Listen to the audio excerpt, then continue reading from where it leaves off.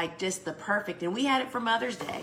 When you plant status at the proper time for a cool flower for where you are, they typically bloom really early in the season, like early May, which means Mother's Day is definitely on the radar. And who doesn't want more flowers for Mother's Day? I hope everybody had a great Mother's Day, meaning business-wise. I hope you had a great Mother's Day because you're a mom, but I'm really just... Hey, flower friends! It is your friend in flowers, Lisa. What do you think? Are these not gorgeous? This is our apricot. Is it apricot or peach? I think it's called apricot. Status. Is this not beautiful? And look what it's in, y'all. Wait until you hear more about these today. So, friends, I was just saying that I used to be a crummy status grower until I figured out that they are not warm season annuals. They're a cool flower, y'all. Cool season. Had this for Mother's Day. What a boom that actually was.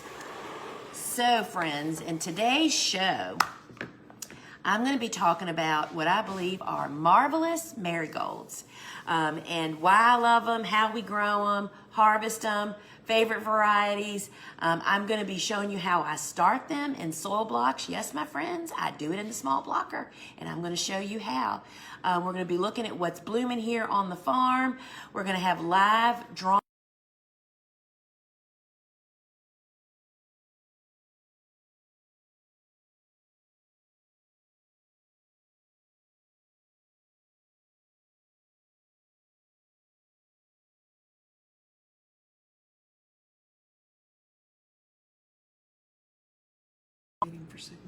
It said, so it started back up. It came up and flashed a Wi-Fi password, which I've never seen that before. That was me, but I didn't think it would do that. Yeah, On my phone, trying to get onto the Wi-Fi because I can't connect. Well, they're talking to each other. Okay. No, so are we live again, friends? Sorry about that, y'all. We had a little hiccup. We hit a speed bump here. And right when I was telling you about our newest segment, are we live again? We are. Oh, cool. Okay. So I was just telling you guys that we added a new segment last week called the Bouquet Studio. So that's happening today again. And remember that we wrap the show up at the end with a little live Q&A. And if you have a question, a burning question you would love for me to attempt to answer, you can just put @Lisa in the comments, and the team will gather those up and feed me a couple of them, and I would love to try to answer that. So friends, before we get started, just remind everybody, first off, how much we appreciate you sharing with your friends about this show. That helps us so much you can't imagine. And you can hit the share button that's down in the bottom of your screen, and invite your friends and let them know that you're actually here, and we appreciate that so very, very much. And then I have a reminder and a save the date. The open farm and warehouse is happening this June 28th. Here in Newport News, Virginia, and you're invited because it is free and open to the public. We have farm tours, the warehouse is open. Good friends Dave Dowling and Ellen Frost, two of our course instructors, will also be here. We're going to have a student meet and greet for my students, Dave's students, and Ellen's, and you'll get a private email with your invitation for that. And the details will be emailed out soon. And if you aren't on our email list, you can join that over at thegardenersworkshop.com at the bottom of every single page. So I say get in the loop now so you don't miss out anything. So we have just a little bit of housekeeping. And first off, here in the app, if you are signed up to have an account and you use the Apple feature hide my email and you use that to log in, or Google's shielded email to log in, that's not a real email address, meaning we can't use that to send you tracking tickets. So you need to go in and check that out and make sure we have a valid email to reach out to you, or we can't ship to you. Remember that here inside the app only, bonus, seed only orders ship for free. That means if you just order seed packets, it's free shipping. And we also have a cap on product shipping. That means if you buy items, it's $11.95, but it doesn't matter how many items you purchase, you only pay $11.95 once. And remember, we ship to all 50 of the United States, but we are not able to do international shipping. So if you have come upon us on social media and are just watching for the first time, I just want you to know that we have an app. And the reason that you would want to get the app is because you can participate in a couple of different ways. One is you can participate in the giveaway, and I give away something good every single week, but we can't see you unless you're inside the app. The other thing is you can participate in the lively conversation that is always going on inside the app amongst the live viewers. Plus you can do favorites and watch replays. It's just really a lot of fun. So get the app, and to do that you can jump over to your phone's app store and search Gardener's Workshop. And we have two apps. Check out or download the shop app. They're both free. Doesn't take but about 30 seconds for it to happen. Then jump back into the shop app and we'll be right here waiting for you.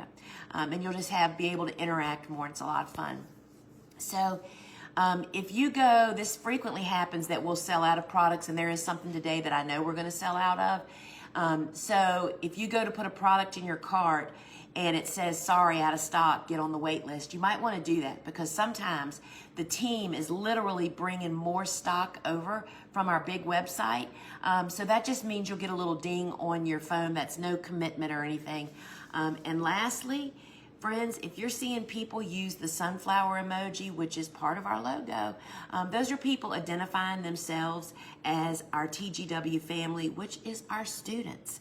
And we totally love that. Those are the people that are coming for that private meet and greet with their instructors before our open farm opens to the public. So friends, glad you're here. I'm super excited about today. And guess what? I am giving away another $25 store credit today. And to do that, Susie has brought it up. You just hit that white button and that puts you on the list that we pick from at the end of the show. And one lucky in-app viewer is gonna get a $25 store credit. And y'all, it is just so fun to go to checkout and you have a $25 right off the top of your bill, right?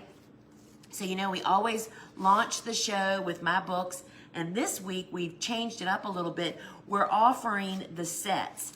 This is the Cut Flower Handbook, my book that takes you by the hand and walks you through how a cutting garden works, how to set it up, what to grow, when to harvest it, everything, plus the Cutting Garden Seed Collection.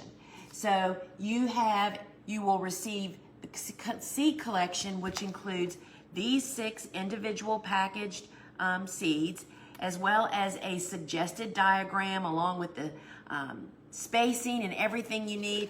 It has some additional instructions inside, but you have my book to back you up. And it's just a powerful resource tool with easy access. It's got 66 different plants that you can look up from everything from beginning to end, as well as when you buy the Cut Flower Handbook from us, you also get the bonus PDF of the 6 flowers that didn't make the book.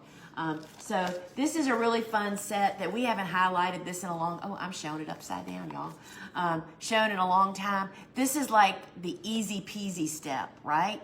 So that is the Cut Flower Handbook and Seed Collection. And then my book, Vegetables Love Flowers, which is really about, it's not about growing vegetables, y'all, just so you know that. This is why vegetables love growing in the presence of flowers. And you do that by dropping a little cutting garden in the middle of your veggie patch, right? And this book really covers my philosophy on how I garden and farm, meaning how we don't use pesticides and how we grow beautiful flowers in spite of that, right? So this is a really great book. It has great illustrations.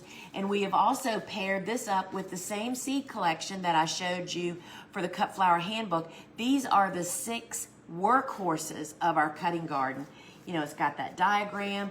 And so you can get this book and seed collection. And this book really goes over a 3-season cutting garden. And the bonus with this book is the video book study, which is a lot of fun. I interview the photographer and just a lot of fun behind the scenes. So would love to sign one of those books for you. And friends, the book that started it all, Cool Flowers, right? That's where it all started for me. And so this is a book written for the home gardener to really wrap their head around when to plant cool season hardy annuals for your garden, which brings me to the point, is it too late to plant cool flowers?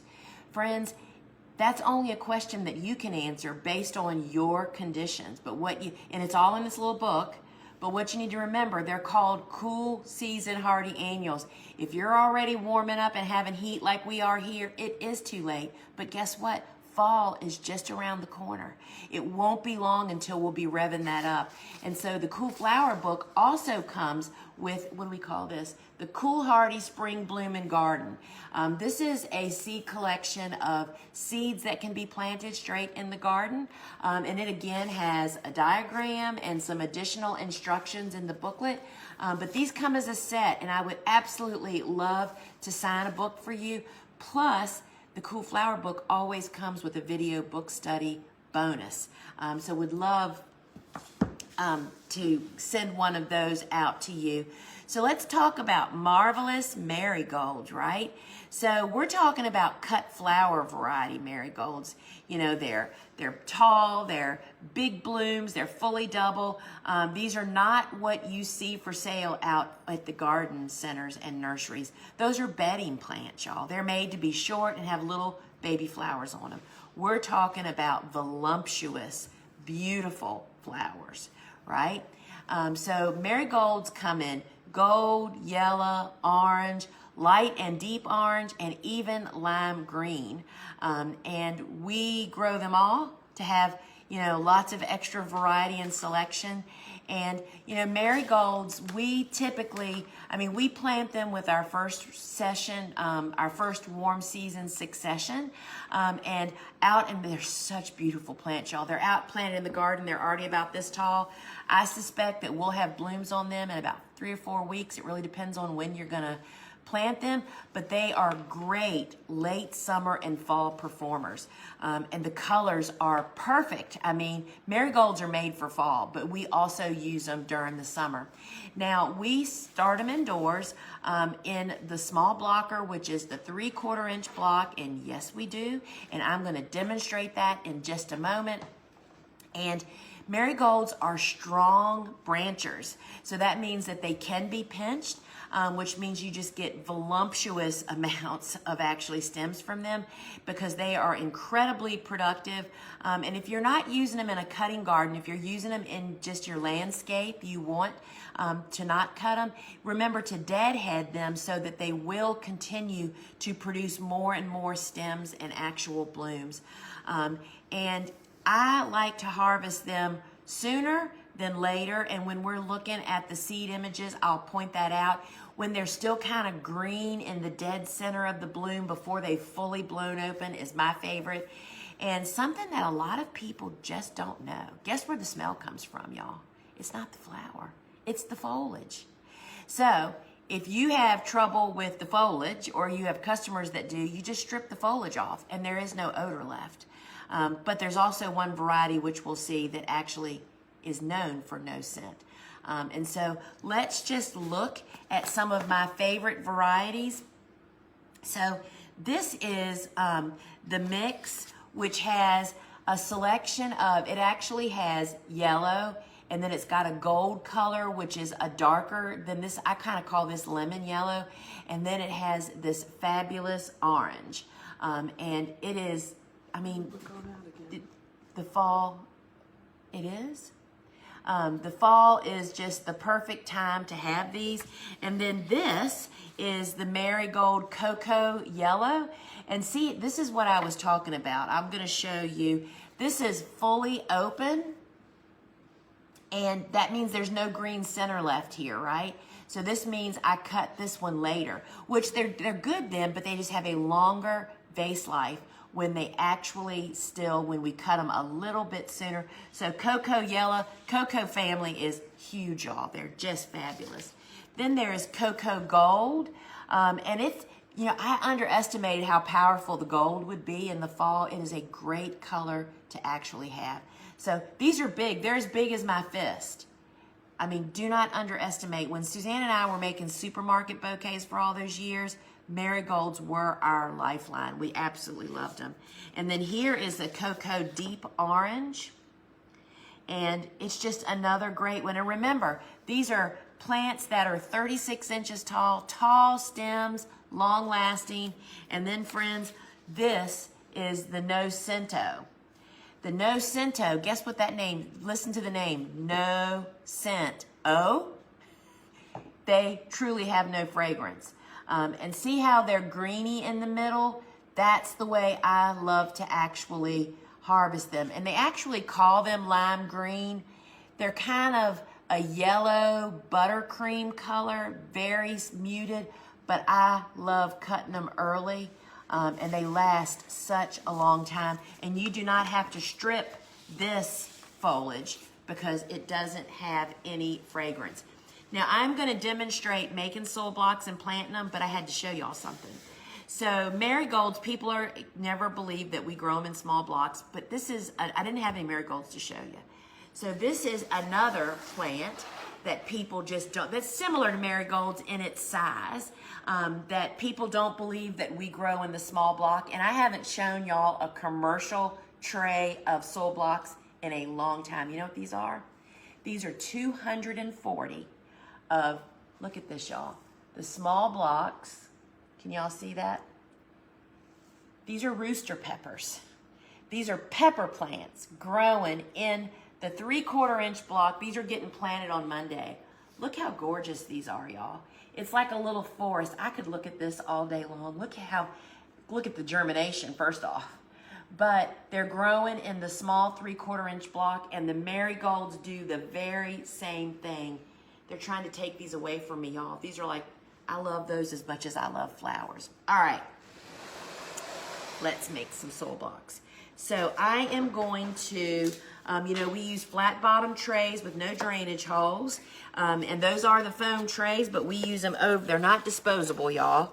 We actually use them over and over and over again. So this is our ready-made blocking mix with water added. I do use a potato masher to strike off the bottom. And then I'm just gonna place the blocker onto the tray, and I'm just gonna give it a push and a pull, and just that quick, I made 20 little blocks. And now I am gonna sew them. So I chose some marigolds that actually come to us coated. It's just a clay coating that makes it easier for the distributors to count them. See how they're yellow? That's all it is a clay product. It's not any kind of treatment. And marigolds are just like cosmos and even zinnias. They're a long skinny seed, and I literally just put the pointy end in and push it down in. Now the tail of the seed is still gonna be showing, and that is perfectly okay. It goes really quick because marigold seeds need to be covered and need darkness to germinate, and pushing it in most of the way really does the job. See how quick and easy that is, y'all? You just push them in. And then I do for these soil blocks like I would any other seed starting method.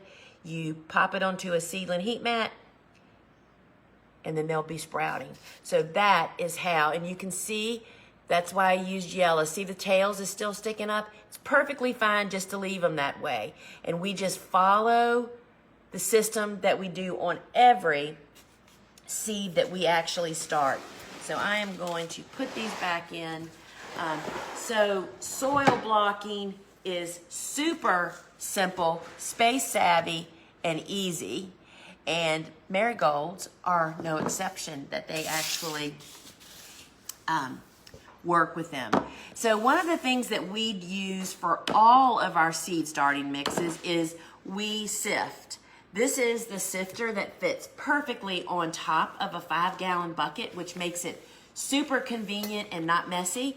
You just pop this on the bucket, put your product in, whether it's compost, peat moss, cocoa fiber, and sift it to get the chunks out. You can use those chunks in your garden or in big containers, but not in seed starting. This is a 1/4 inch stainless steel wire mesh, and this sifter changed our sifting life. You really can just do it anywhere, and I really like to do it outdoors during winter when it's cool outside because it's a little dusty. Now, this is one of our customer favorite kits. This is the DIY Soil Blocking Maker Kit. So it comes with the small blocker, which again is the one that I use almost exclusively. It makes 20 of those 3/4 inch blocks. This is what I use to make all those blocks for the peppers. The kit includes that. It includes a seed pan. This is aluminum, so there is no static electricity to really impede you from getting the tiny little seed out of the pan you're dealing with. Makes it super quick and easy. And then it includes the nutrient mix. See, this is powder, y'all. This is a 50-50 mix of rock phosphate powder and green sand. This is the recipe that I learned from. You add this to your either peat moss or cocoa fiber and compost to make 6 recipes, I believe it makes. A bunch of recipes. And one recipe will make about 600 of those small blocks. So you just add your own peat moss and cocoa fiber and compost, and you'll be ready to roll. So this kit includes all of these items, and you have a savings when you purchase them together. All right, so that is for those folks that want to make their own at home. And then we have our bag of manure compost. This is a 6-quart bag. This is a great ingredient to add to make your seed starting mix, your blocking mix. And we again sift this first. And if you need a larger bag, this is available in a 20-quart size bag over on our main website. But this just, when you're doing seed starting mix, it's just best to have finished, ready to roll compost, and that's what we use to actually make ours. Now, we use, I mentioned earlier how I like to use flat bottom trays with no drainage holes.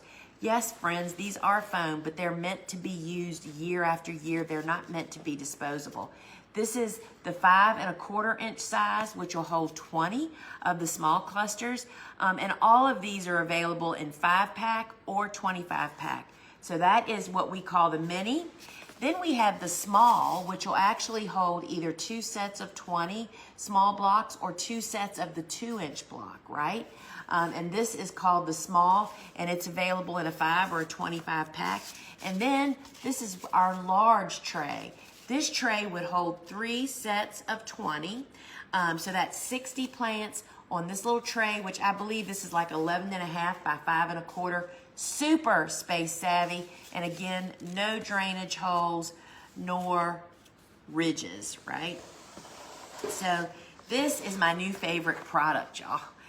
This is our pot and tray set, and you get so one set. A set is one of these bottom trays and 4 of these large cells. So that means 16. Let me just give y'all a visual. Oh, those are taped. This is a set. A tray and 16 generous cells.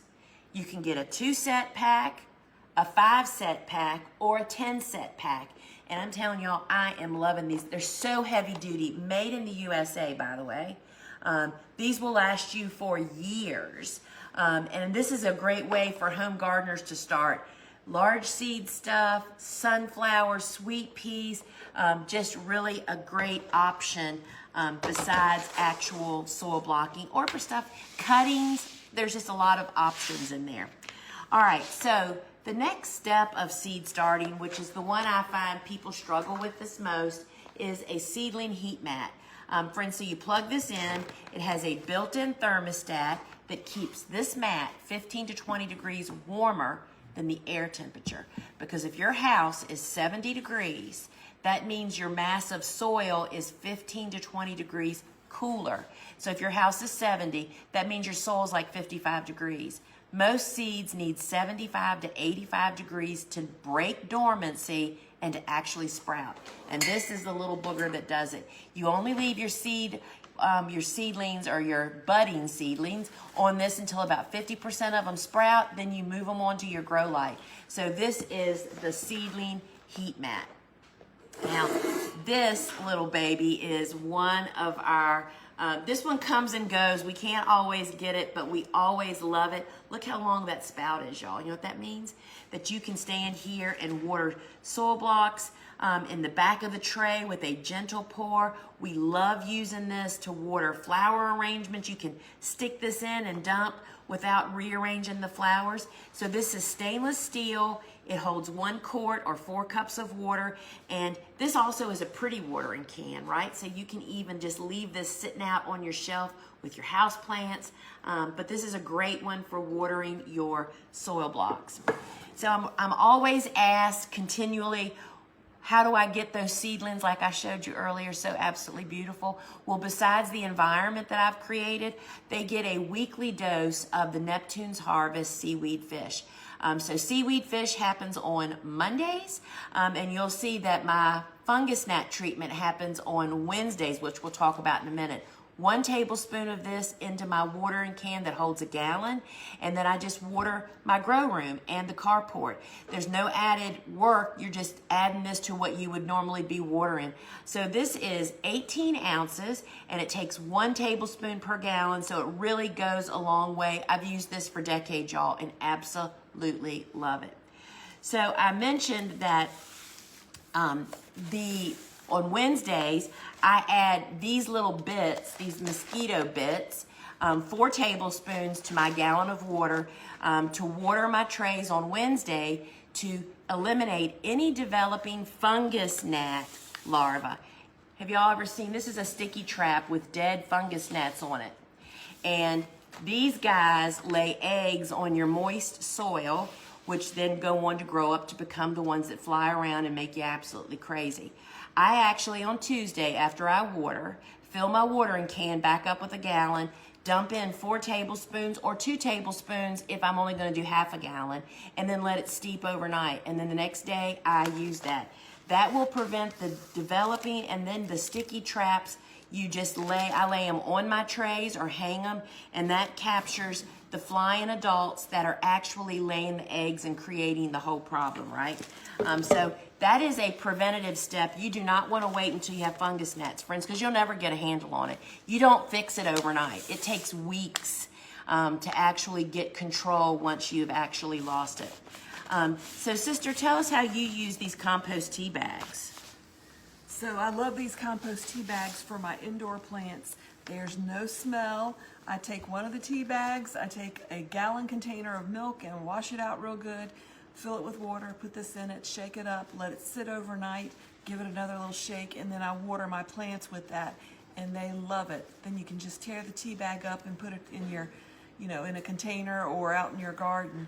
But there is no smell as long as you use it within 24 hours.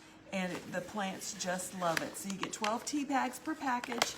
It provides organic, healthy microbiology. And, aerating it really does help increase how much it gives to your plant. So we just love our tea bags. And it tells you all those instructions on the bag, right? And so we've brought back our label and marker bundle because it's time, y'all. You need to mark your stuff, right? So this has 10 of these 18-inch, it has 10 12-inch, and it includes our garden marker. And y'all, the garden marker is made for outdoors to withstand UV rays and moisture and just the wear and tear of being outside. Look at this, after like 15 months out in the garden, you can still read Royal Mix. This was my sweet pea steak 2 years ago. So it really, truly works. So you get both 18 and 12 inches, and it's just a great start. And you know what I do when I write on this side, then the next year I might write on this side. You can actually just dip this into some paint or spray paint it and just write on it all over again. Use them over and over and over again. And then this is the dry organic fertilizer that when we're preparing beds, we add this to every bed because the organic fertilizer doesn't directly just feed your plants like synthetics does. It actually feeds your soil, who then takes care of your plants. And it gets better and richer with each application. So this is a 4-pound bag, and it is based on composted chicken litter. Had to stop and think. It's OMRI certified, which means it's certified organic. And this is a 4-pound bag, and you use 7.5 cups of this for a 10 by 10 spot, 100 square feet. We do have a larger bag available over on our main website, but that's the only product we put in our soil without a soil test telling us we need to do something different. This is just day-to-day food for your actual garden. And the deal of the day, y'all, and this is so perfectly timed. I don't know whose idea this was, y'all, but you're brilliant. So the deal of the day this week is our biodegradable film is 20% off, y'all. And I'm telling you, it's going to save you half of the work or more. So this is only in the app. It's while supplies last, or until Sunday morning at 8 a.m. Eastern Time. They're priced as marked in the app. You need to use a code. So the biodegradable film is black on one side and a light color on the other. When we're making beds, this time of the year when it's already hot in the afternoon, when we make the beds, we put the light side up. That keeps our transplants cooler so that we don't cook them right when we plant them. During fall, winter, and very early spring when we make beds, we put the black side up because we benefit from just a smidgen amount of solarization. It just helps to warm the soil up. It is so easy to plant through, y'all. This is nothing like landscape fabric. That is how easy. Bobo uses a dandelion weeder or a dibble to actually punch the holes. Now, this is available in 3 lengths. It's all 48 inches wide, which will make a work on up to a 36-inch wide bed. We have a 20-pack, a 20-footer that's a 1-pack. We have 50-footers in a 1-pack or a 6-pack. And our 100-footer comes in a 1-pack or a 3-pack. And y'all, it's definitely a learning curve to learn how to apply it, but once you do, you will never turn back. So this is what we did all day Wednesday here. We were installing flower support netting, and this has gotten a little, help me sister, it's kind of got balled up because it's such a small piece. I think it's bent, yeah, here. Yeah, this kind of, there we go. We're getting there. So this is the flower. This little piece got balled up. It's not like this when you get it in a roll, y'all. It has 6-inch squares. It's totally plastic. It comes in a 20 and a 50-foot piece. It's 36 inches long. 36 inches wide. Super easy to cut with scissors. And why do you use it? So your flowers grow up through it to keep them straight and strong, even through downpours of rain. I would have no flowers to cut if I didn't use this. When installed properly, it is easy to cut through, and it's available in 2 lengths. And we even have longer ones over on our main website. All right, this is one of my favorite we have these all over the farm. These are our sod and harvest knife. They're sod knives. Think about a sod farm, how they cut sod. This little booger will cut through anything. This is the 4 1/4 inch, and there's also a 2 1/2 inch. We've put it together as a bundle, but you can also purchase them separately. I use this for everything. We harvest greens, I cut string, I cut things I shouldn't cut with them. And it's just super useful. I love harvesting greens with it. But these are really, they're serrated, and they just last forever. So these are a great idea. So now I'm just thinking, so you think we're gonna strip this with that?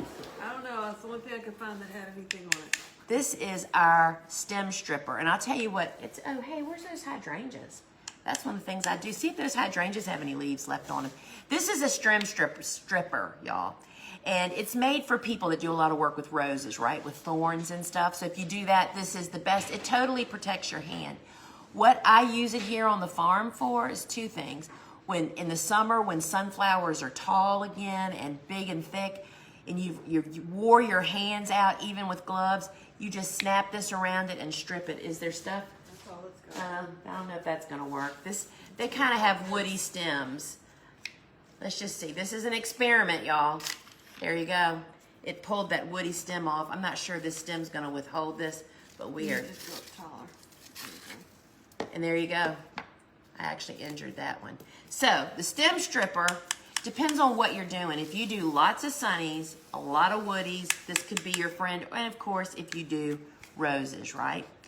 So I'm going to show you something that we only have a couple left in stock. We are expecting more at the end of May, early June. But we do have a couple left. And friends, we are absolutely in love with our flower caddy. We've sold this for decades. It's limited stock. Home gardeners, unbelievable use. Oh yeah, there you go. So we went out and harvested to make our bouquets in it. It just allows you to really not have a huge volume of flowers, but to really segregate them. Suzanne loves it because it doesn't really tip over, and that's because it's got 3 holes. You can sort flowers. It's got a broad base, made in the USA, y'all. It's just high quality, and we have used them forever. I mean, this is how you walk out, and you don't even have to do a lot of bending over because the handle is here. So limited quantity. If it sells out, just get on the wait list, and then you'll be the first to know when we get them back in stock. So this is super fun. Really love that. And then we have a new item, y'all. We have finally done it, y'all. We have gotten these 5-liter flower buckets. They are the smaller black buckets that are so handy and useful to have around, especially if you're a small grower or even a large grower, and especially if you're a home gardener. They're coming in a 5-pack. They're strong and sturdy, easy to clean. They're tapered so they can be nested easily. And you can, what is the stacking tip so they don't suction?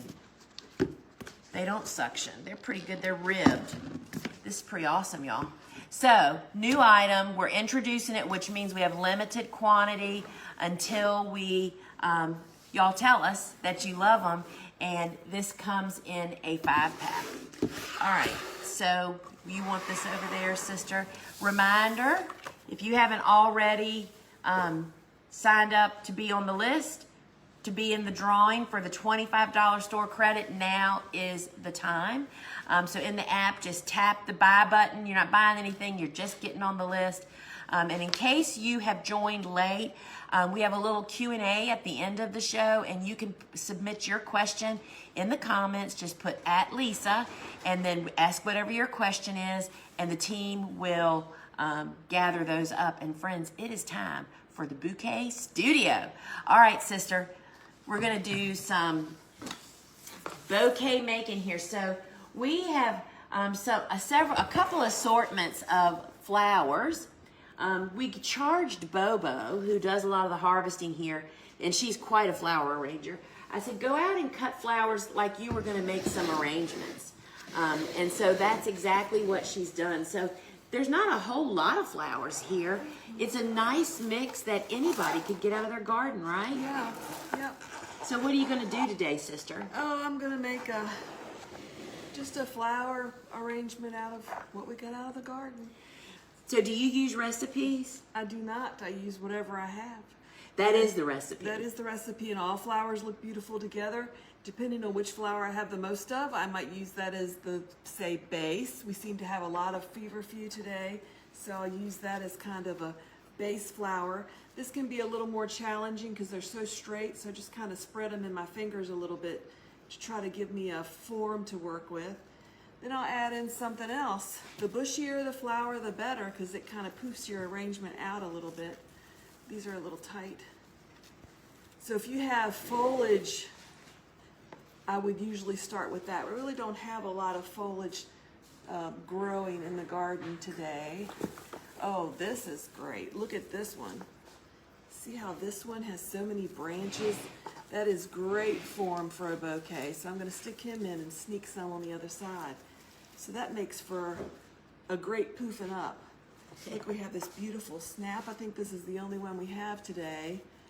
Is that a Madame Butterfly? Yes. What is that? It's just gorgeous. I love that color. That's from the mix, and I think they call that color white and bronze. And then we have some Sweet William. And so I'm going to stick that in. I just love these purples and pinks. I'm a purple pink girl. Lisa's an orange girl. And then we have some Ami, which I just love to stick above the canopy. So I have a canopy. I have a spiky, and then this was set just above the canopy. We have some amobium, which just looks like a daisy. It's happy. The feverfew I love the most is the Single, is yeah. the single bloom, and it kind of reminds me of the amobium. It's got the little daisy looking center They're to it. kind of more casual or Yes, something, yeah. But this amobium does the same kind of thing. Now these are sunflowers. Why are they so tiny? Why are they so tiny, sister? Well, because we space them close, but at this time of the year, early bird suns, which means they came from our garden, not from a hoop house, the day length is shorter, so they don't grow quite as big. But you guess what? They are as popular, if not more popular, when we were selling to commercial customers.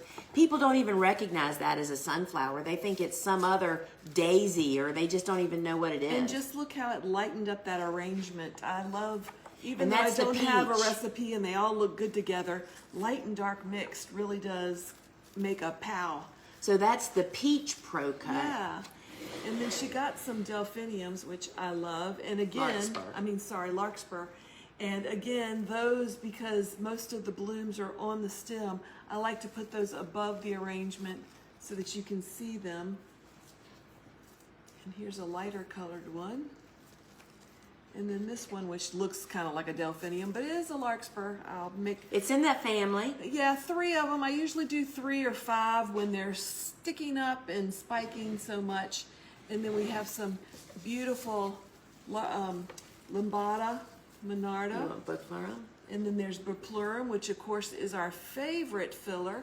We only have a little bit of that today. What else do we have in here? Oh, now I wished I had seen this in the beginning. Why don't you save that for the next one? I will. Ping pong. This, do you see how it's got all the branches sticking out? Even though they may not all fit in my arrangement, you may not see them, they're great to hold the flowers apart to help your arrangement be fluffier. So I'm just going to use these other 2 lambada. Look at this yellow feverfew. This Oh, is yeah, why we that's grow 6 beautiful. different kinds of feverfew, or 5, or And- whatever it is. Okay, I think I'm good. All right, so I have a small container and I have one more thing to add, and I call it the fireworks, and that is dill. Not only is it beautiful, it has a fabulous smell. The lemon basil we haven't gotten in yet. We haven't, that's not blooming Ready. yet, not ready. But the dill has that great It smells like fragrance. summer, doesn't it? It does smell like summer. So I would just pop this in the middle, and you can see what it does. It just gives more texture to that arrangement. Her customers, when we were back when we had our members market, customers would come in and ask for the firework flower. Help me, sister, it's grabbing me. There we go. So we also have our sweet pea vine, which is another great fragrance, but it also just gives a lot of interest to an arrangement. And the fun thing about having all these flowers is you can make a really big arrangement. This on a smaller scale would be just as beautiful. And I think I got a container out. And what I want to point out to people is you can see that it doesn't take a bunch of any one flower. This would be from just a small cutting garden, right? Yep. And you can also add things from your yard. Don't forget to beef up your Yeah. arrangements with stuff from your yard. I'm going to show you some stuff that came from my yard that if we were making bouquets, we would definitely be going out there and grabbing, just to give you some ideas. So look how, I don't know which side is better. This side, both sides look good. Now you might cut something short and put it down lower if you want to try to make this a little more appealing from that side or this side. Drop my scissors, my shears. And these shears are our favorite. They're available on our app. But you can always stuff things in along the edge. But just look how beautiful that is. Imagine that sitting. And how easy it was. And Yeah. so I guess I would say that our way is to hand build bouquets, which for me, because I'm a very handicapped bouquet builder, makes it so much easier than trying to do it in a container. So these are all the little shorties that came out of the garden. And short arrangements are great. You can see them better. I love short arrangements. Where's that? Here it is. Let me see. I'll do this ping pong. And of course, you always want to remove all of the foliage. Wait a minute, I want to show one thing before she does that. So I want to show to everybody, when we're going to look at this seed in a moment, this is what you're growing this for. Look at that seed pod. This is the flower, but the flower is not what we grow it for. It is this seed pod that dries and does beautifully. And then, is this crest, sister? Yeah, that's green dragon. Green dragon. I just love this stuff. Now remember, we're gonna make this a little bit shorter, and this one's just gonna have to pop out the top. Love this as a filler. Usually it gets much taller than this. This is just what we have blooming or ready to go this time of year. But look how the foliage can really set up The stage. yeah, set the stage That's a and little get your taller. form. Get your form for your little arrangement. And here we have some short Sweet William. And this stuff is so fluffy. Instead of putting it under the canopy, I'm gonna put it in the forefront and make it the star because it is just so beautiful. And I just love this crest. Now we have That's some status. rose shades status. Status. We have some yarrow. Is this the berries or the That's Colorado this is Sunset. Colorado Sunset yarrow? And sometimes if there's a spot in the middle that has a hole and I need color, I will stuff it through. But usually I just add it to the edge. We have some sweet calendula. We call calendula the zinnia of spring only because it's that shaped flower, just like a sunflower. And Right. what is the smell that calendula has? It reminds me of a vegetable, and I can't ever Yeah, remember. and it's the nectar on the foliage. Yeah. It's a sticky kind of plant, and that's nectar that's being produced for pollinators from the foliage even before it actually blooms. So that's a really beneficial flower to grow in your garden. Yes, it is. And then we cut from it until we really get into other flowers. And then again, Oh, we have Ami some more Mages. Ami. And then we have some white lace flowers, which I just love. They're similar to the Ami, but the Compare them. blooms are just Compare so the big. difference, because people often ask me that. So this is Ami Mages. See how lacy and little it is? And then look at that. Look how it's got large petals around the circumference. It just looks different. They're both white, Yeah. but they look really different, don't they? Yes. And we Well, love there's a pretty that. one. So what else do we need in here, sister? Some more Sweet William, I think, some more color. What you got back there? What you hiding? You want some Oh, of these here. yellow sunflowers? What is Yeah, I'm gonna. That's Sorrenthe. Yep, the Sorrenthe I love. It's just dangly. It just has such a cool look about it. And so with the exception of the sunflowers, all of these flowers are cool flowers. They were either planted last fall or very early spring. So this is the lemon yellow early bird sunflowers that she's adding to this one. The other one had the peach. And I want to save one so I can compare them. I just did one more. Okay. What else is back there? Oh, and hand me a couple of those hydrangeas. So- Don't forget to choose things from your garden to add into your Yeah, bouquet. so Bobo went on a little tangent and was cutting things from my landscape. And so hydrangeas, which I absolutely adore. See how early that is? This is the best stage to start using them, y'all. They hold up better, and it gives you a wider window of actually harvesting them. And if I would have added these first, this is a great form for you to make your bouquet. But this time I'm going to split them up. And even though this is going to be a short bouquet, that doesn't mean it has to be small. So let's see, I got a vase out for this one too. And these, while she's doing her vase, these are things that Bobo cut from my shade. Solomon seal. This is oak leaf hydrangea. Y'all, there's just so much that you can add to or be a companion to your little cutting garden. For So sure. I usually just hold the flower arrangement up to the vase and see how short I need to cut it. I always cut it too long. If you cut it longer, they're just going to splay. And if you have a ton of flowers, that may be okay, but in this case we don't. So the shorter you cut it, the easier it is to get it in the vase and make it look good. and easier to see the tops too, I think. So we're gonna cut it short and see what we got. Always watch where your fingers are. Yep. So let's just put this. This is a cute little vase. It's This was, what, wasn't that a silver, thrift store? yes, and I got Pewter. it from the thrift store. It's, yeah, pewter. And this may be a little more flowers than this. A little bit wider would be Yep, better, wouldn't yep. it, sister? Yeah. That is beautiful. And notice that she mixed all the different colors.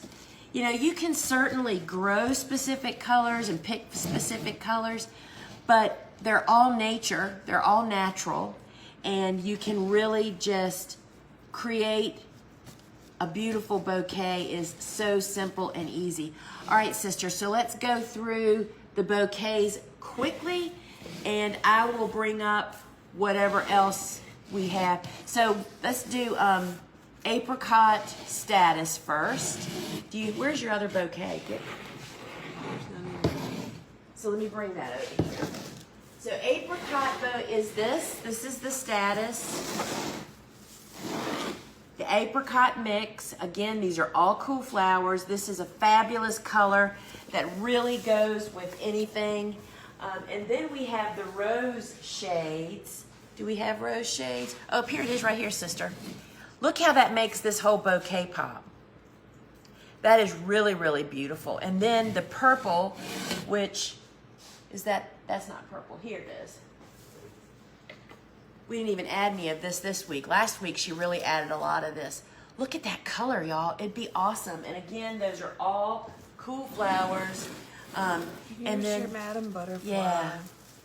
So what's different about this Snapdragon is notice the bloom, y'all. It's got a ruffle inside, and look at that color. That is super beautiful. And then, of course, our Amobium, which she used in some of the bouquets. And then here's a handful. Look how pretty this stuff is. This is great for building. Look at that. It's super tall. It's just a great filler. Really love that one. And I literally went out this morning and I just wished y'all could smell. This is the Hyacinth Sweet Pea. They are the most vigorous in my experience growing sweet peas in the South. And Susie Q used the vine in her bouquet. And This is the cherry, Sweet William. And that's Sweet William, and that's the Amazon series, which is my favorite. And then there's purple, I think is over there. Oh, you got that one too. And those are just really, I don't know how to describe the color. It's just a really saturated color, so it really pops everything around it. It's really a lot of fun. This is black, the sweet black. Oh yeah, that's the ball round one. Yep. And they're the earliest to bloom Sweet William. Here is. And then there's Feverfew.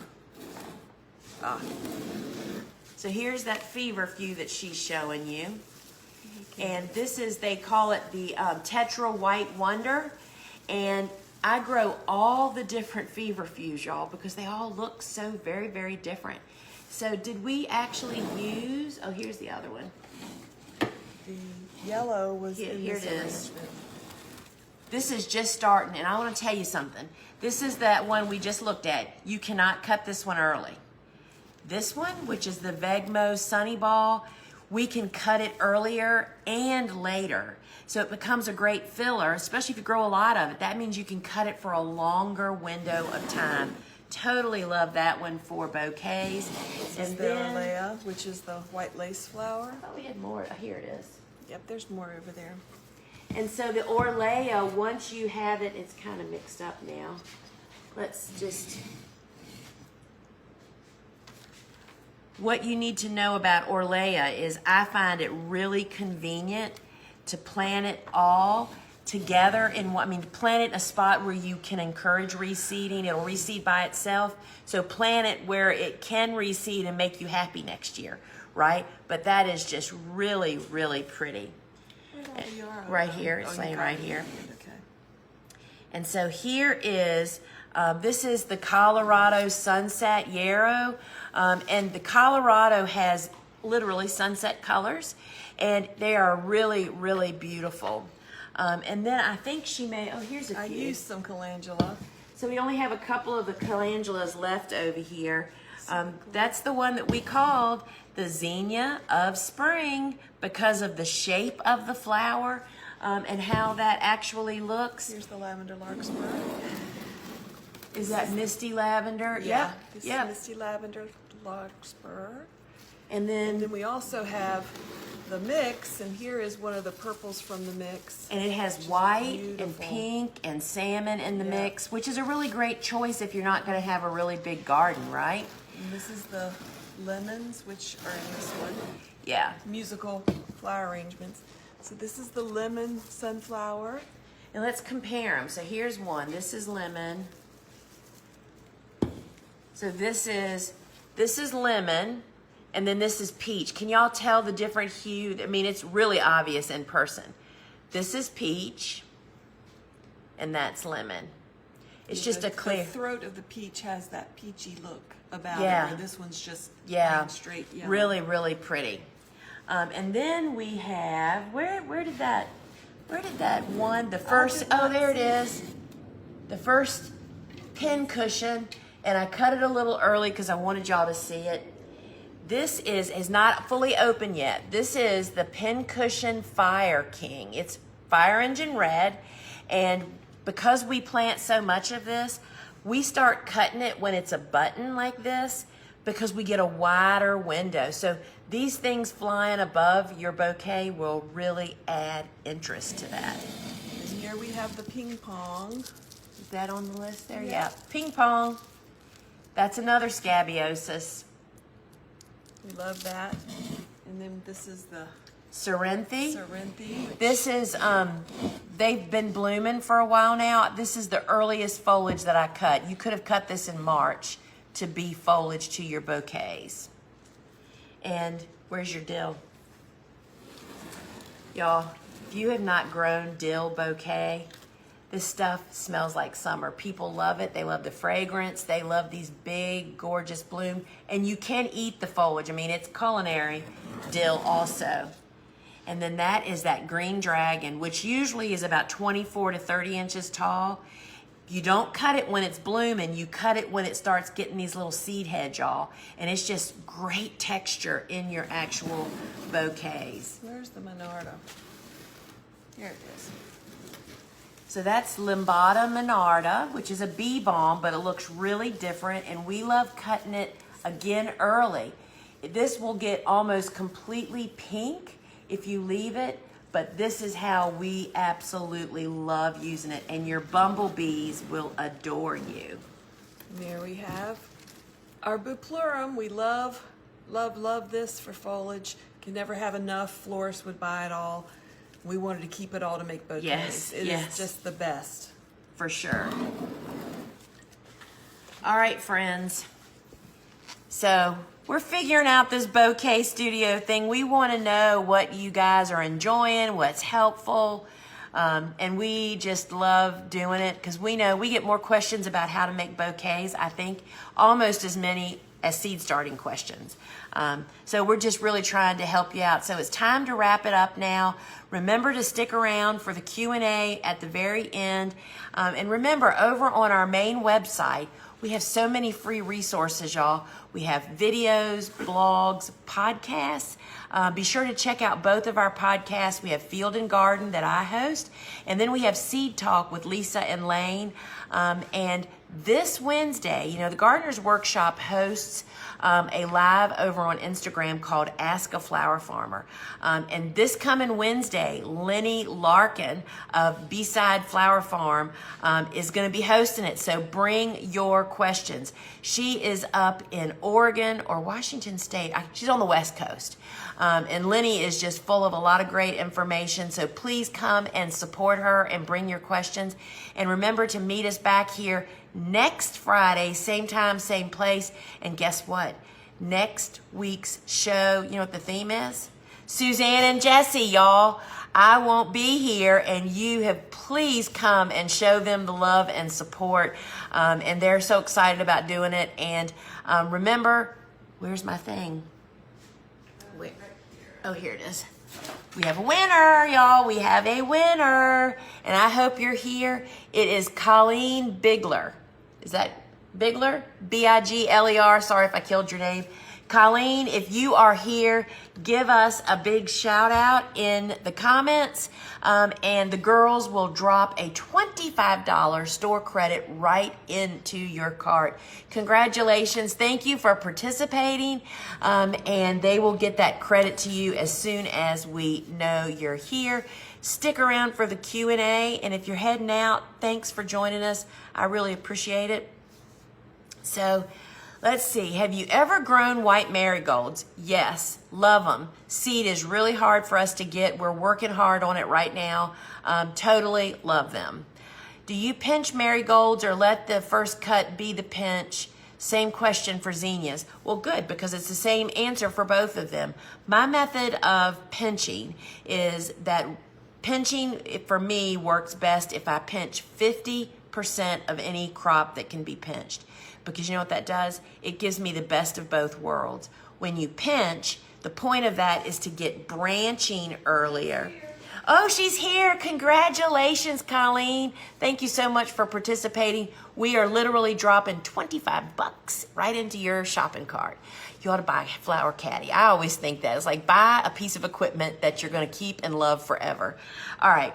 So my method is to do 50% so I pinch half, to get them branching earlier, but those that I don't pinch bloom earlier. So I get the better of both worlds. And ultimately, when you make the first cut on those that you didn't pinch, that is the pinch. It's just later. So that's my method of madness. What Bible verse is on your well? I read about it once, but I forgot. It is John 4:13 that says, whoever drinketh this water shall thirst again, but whoever drinketh of the water that I shall give you, you will never thirst again, the words of Jesus. And Steve, the man that built our house, Menno Brunk, actually carved that in the concrete lid there, yeah.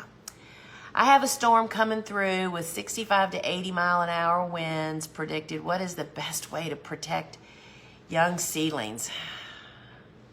I mean, with that kind of wind, you can't keep a row cover down. First off, if I had young plants, if I did try to attempt to use a row cover, they would not be on hoops. It would be flat on the ground, as tight as I could get them, with good weights on it. But it may just be best to mulch, and it just depends. I'm so sorry. I've been there. I've done it. I've been through hurricanes with gardens. It's tough. Cutting shorter plants make out the best. So we wished you the best. How do I get my fall planted Tweedia to be taller? I'm in zone 8A and it's only 12 inches tall. I definitely remember me saying this to myself last year at this time. But what happened is that Tweedia got so tall so much later than I thought it should get tall. So hang on, cut some, but know that it branches. It's a pretty vigorous plant, and we were getting 30-inch tall Tweedias later in the season, so I think it's just too early.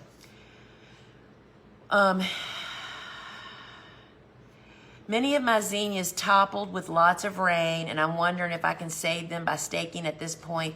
I put the support netting too far down, it seems. Okay, so let's just talk about that for a second.